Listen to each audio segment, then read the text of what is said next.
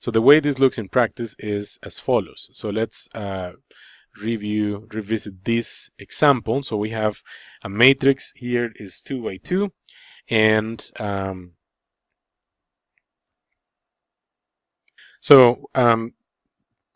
currently our current goal is to calculate eigenvalues lambda. Okay, and so here is this matrix in this example. It's a 2 by 2 matrix, and there is some blank space here, and so we want to know what are the eigenvalues, right? This is what we want, the eigenvalues of these 2 by 2. Well, those eigenvalues, the answer is eigenvalues are -1 and 5, right? But why? Okay, that's what we want to see next. So determining that these are the eigenvalues is something that comes from the definition of eigenvalues and eigenvectors, which is this vector equation. The matrix multiplied by a non-trivial vector x equals lambda times identity times x, and that is translated into, this is the identity of the 2 by 2 identity. So I2 is the 2 by 2 matrix that contains 1, 0 in the first column and 0, 1 in the second column. Okay, so this would be considered I sub 2. That's the 2 by 2 identity.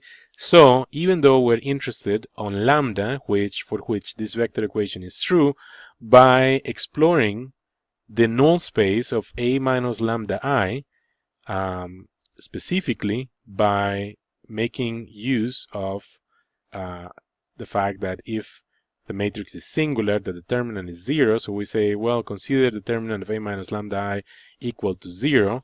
And this will be consider the determinant of A minus lambda times I. Okay. And so this becomes A minus lambda I is this matrix here. This matrix is 2 by 2, and that is A minus lambda I, which is basically take the original matrix and subtract lambda from the diagonal entries.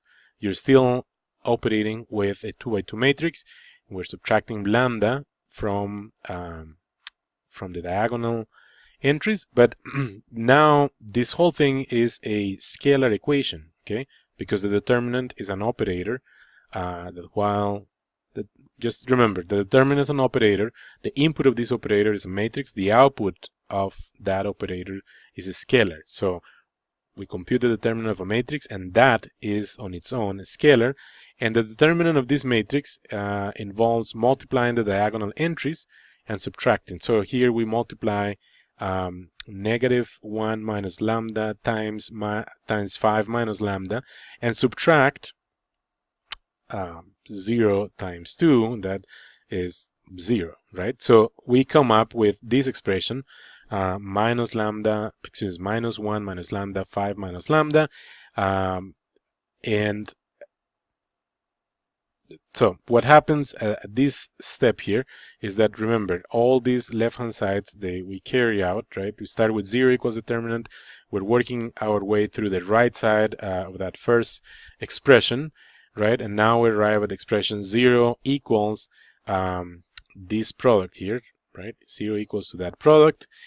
So what happens if we multiply both sides by -1? If we multiply both sides by -1, we obtain this, and from that expression, so maybe there's some little bit more of arithmetic or algebra we need to do here. So from this expression, we have 0 equals lambda 1 times quantity lambda minus 5, right? And from this expression, we say, this is true if and only if lambda plus 1 equals 0, or lambda minus 5 equals 0. So from lambda plus 1 equals 0, we say that is true if and only if lambda equals -1. And then from this expression, we say lambda minus 5 equals 0 if and only if lambda equals 5. So we find two potential values here that solve these equations, and these values are precisely the value of -1 and 5. And these are the reasons. Okay, that's how we arrive at specific values of lambda. We started by assuming that 0 is equal to the determinant of A minus lambda I. This is a direct connection to the definition of singularity. If the matrix A minus lambda I is singular, then the determinant of that matrix is 0.